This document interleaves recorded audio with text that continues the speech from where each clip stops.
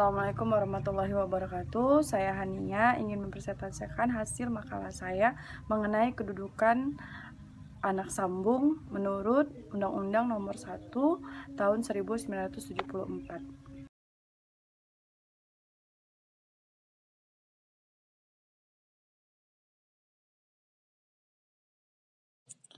Baik, di sini saya selaku pemakalah akan menjelaskan dalam mata kuliah Perlindungan Anak dalam Perdata Islam.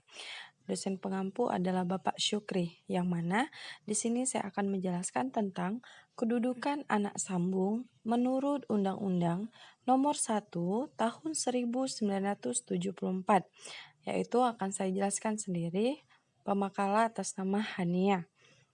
Di sini yang pertama saya akan menjelaskan tentang anak sambung itu sendiri. Pendahuluan.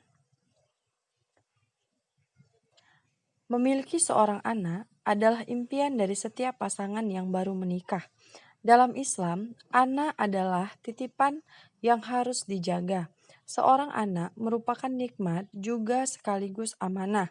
Dalam konteks ini, anak kandung atau anak yang lahir dalam suatu pernikahan, atau anak sambung, yaitu anak yang terlahir dari pernikahan sebelumnya atau anak bawaan dari istri atau suami.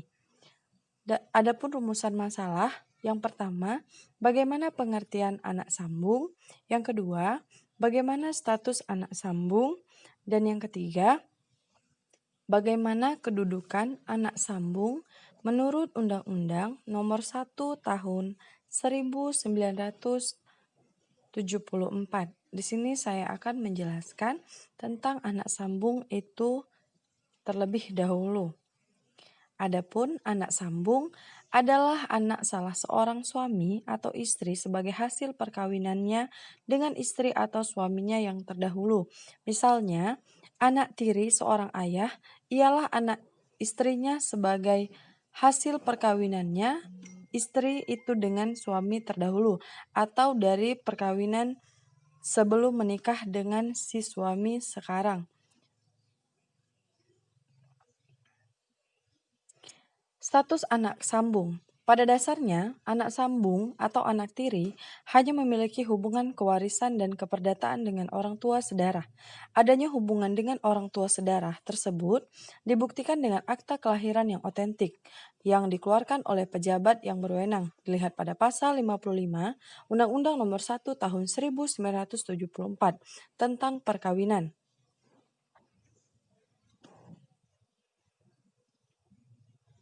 Akta kelahiran menyatakan bahwa anak tiri dinyatakan memiliki hubungan sedarah dengan Anda yang sebenarnya tidak memiliki hubungan sedarah.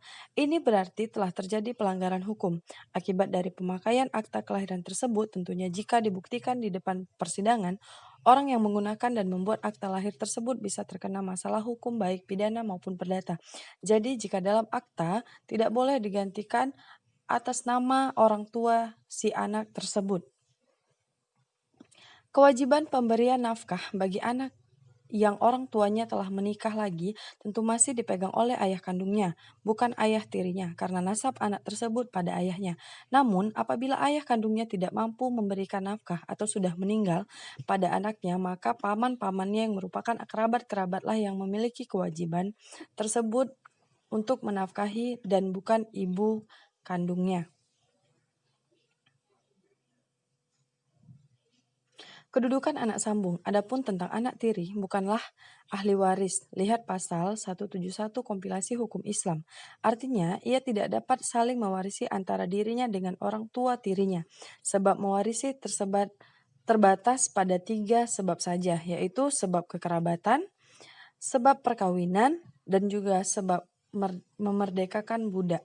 Jadi anak tiri tidak termasuk dalam mewarisi karena dia tidak bisa mewarisi dengan orang tua tirinya.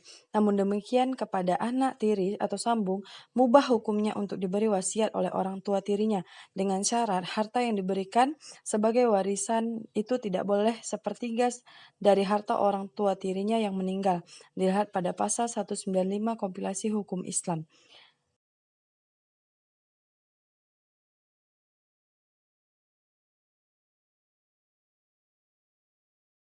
Demikianlah hasil makalah saya, kurang lebih saya mohon maaf. Assalamualaikum warahmatullahi wabarakatuh.